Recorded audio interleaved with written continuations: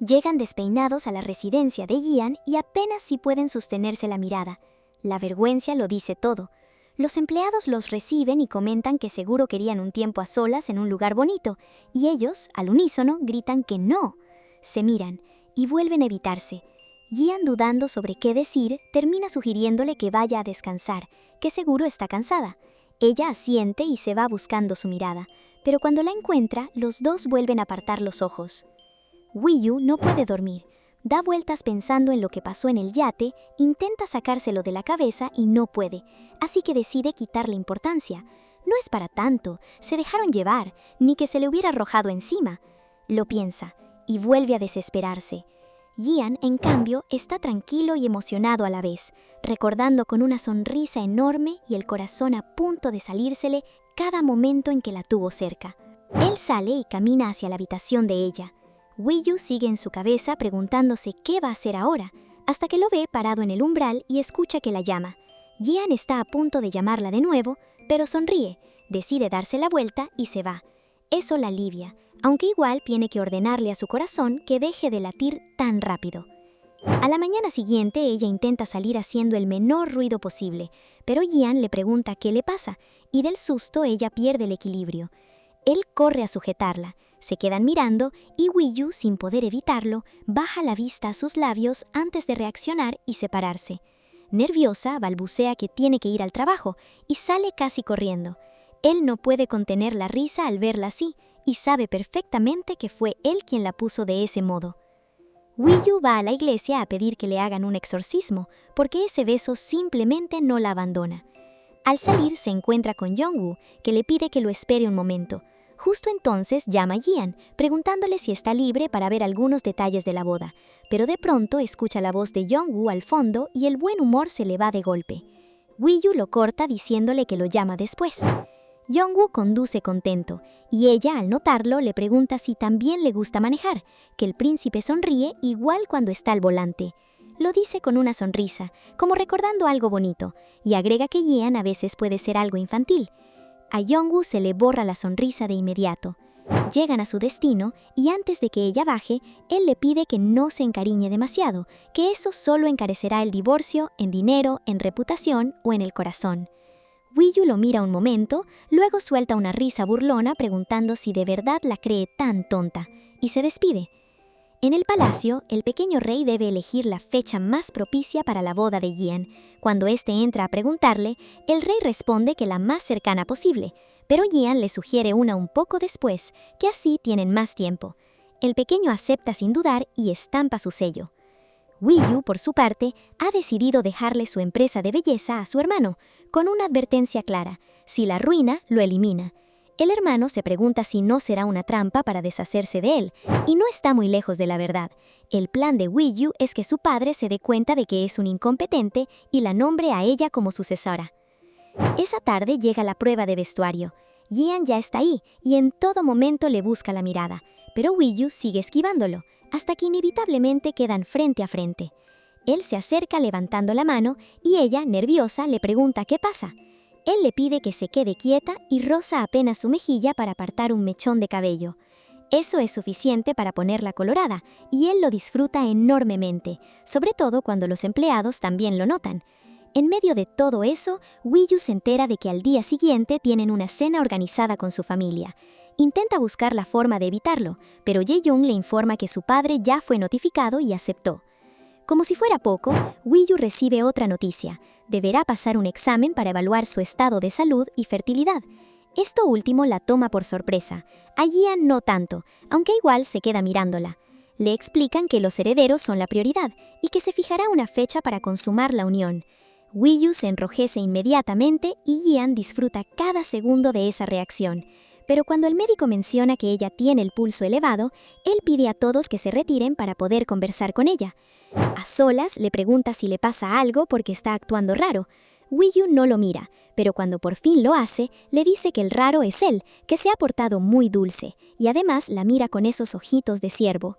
Él responde que son los únicos que tiene, y pregunta si está así por lo de anoche.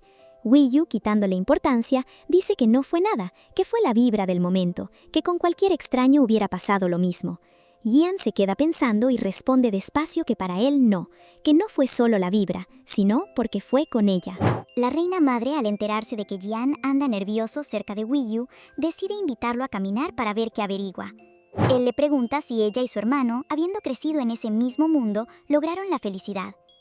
La reina recuerda entonces una discusión que tuvo con su esposo cuando aún era príncipe. Jian los escuchó ese día y le ofreció acompañarla en lugar de su hermano, que había escapado para no ir a un compromiso. Cuando ella le dijo que el rey lo regañaría, Jian respondió que eso siempre pasaba, así que daba igual. Los dos se rieron, se llevaban bien en ese entonces. Ahora, ella le devuelve la pregunta: ¿acaso existe la felicidad en una unión real? Wei-Yu, mientras tanto, sigue pensando en lo último que le dijo Jian. Duda en llamarlo, luego tira el celular y se regaña a sí misma. ¿Acaso piensa ponerse a tener citas? Si igual se van a divorciar. Él, en su habitación, lee el contrato nupcial que redactaron juntos. Sang-wan recuerda que después del incendio fue a ver a su hija y la encontró llorando, asustada.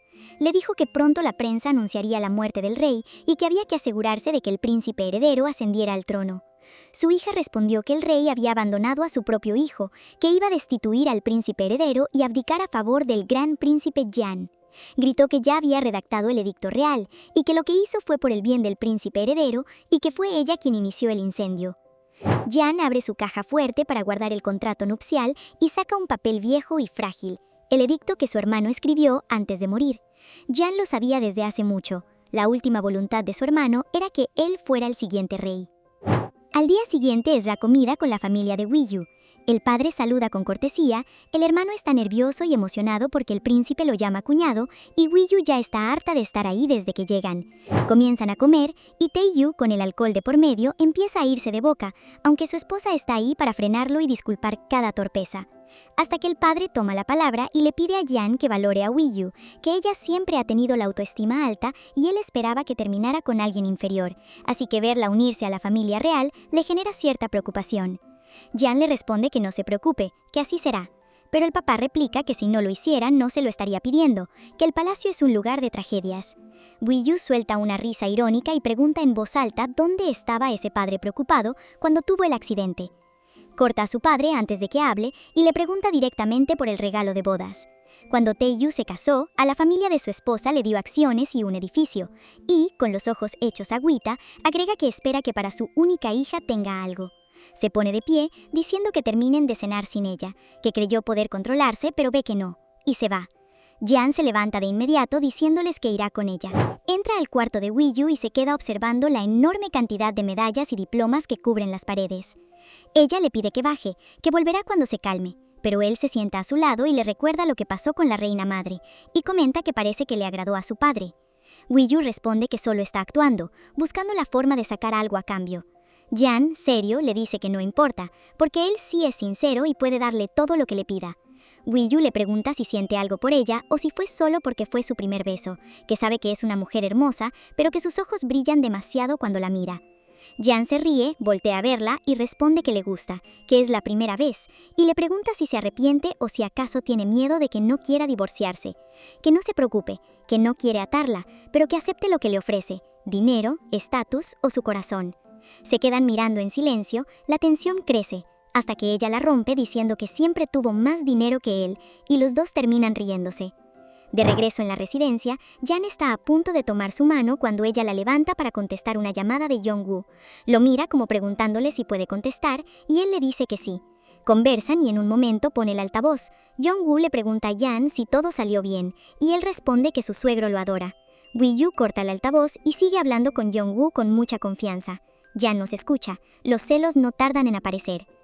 Al llegar, Jian se despide hasta el día de la boda, pero antes se acerca y le dice bajito que él tampoco quiere Ilse. Los dos se contienen la sonrisa, aunque ella la suelta en cuanto él da la vuelta.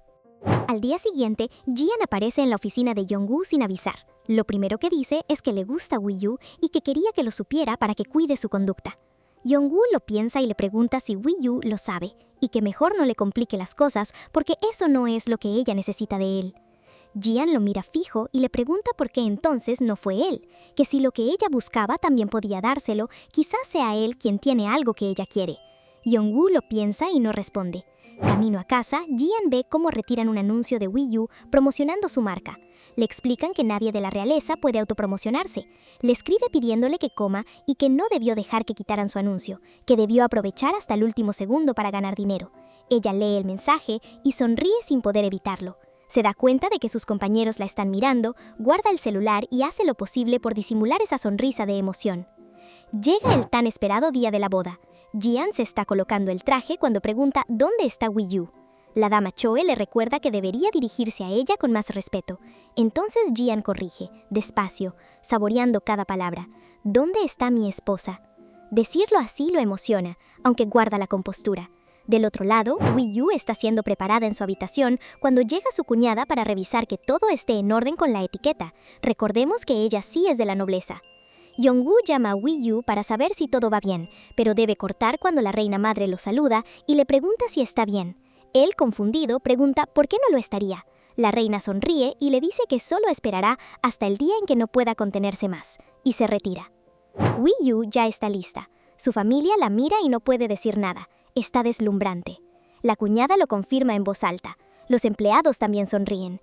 Jae-young está a su lado como parte de su corte y Wi Yu brilla. Jian hace su entrada. Detrás llega ella. En el altar, Wi Yu tropieza, y los dos tienen que contenerse la risa al mismo tiempo.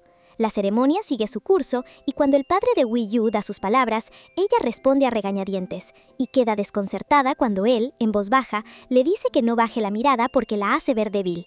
Todo terminó con Wi Yu y Jian mirándose, compartiendo una sonrisa cómplice que no necesita palabras. Afuera, una multitud espera para ver pasar la caravana. Wi Yu saluda enviando corazones a la gente, mientras Jian lo hace con más compostura. En la residencia, los empleados siguen la transmisión en vivo. Una comenta que para la reina madre no hubo tanta gente. La espía está incómoda, mientras que dos de ellos se emocionan y dejan caer algunas lágrimas. Él comenta, emocionado, que su alteza ya creció y da un brindis por la pareja. Por el auricular, Jian le pide que sonría y que resista. Ella le responde que se le va a zafar la mandíbula y que cómo hace eso en cada evento. Aún así, ambos siguen saludando. Yong-woo también ve la transmisión, llorando en silencio mientras aprieta fuerte la pulsera que siempre lleva. La reina madre, a su lado, le dice que por eso le pidió que vetara ese matrimonio, que todo lo que está reprimiendo va a estallar en algún momento. El recorrido termina y es la dama Choe quien los recibe en el palacio con sus más sinceras felicitaciones.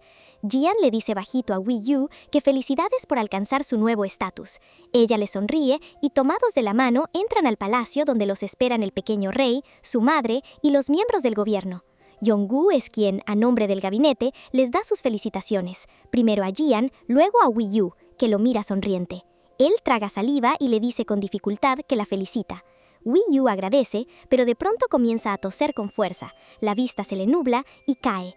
Jian la sujeta justo a tiempo y entre el susto y la angustia grita su nombre intentando que despierte.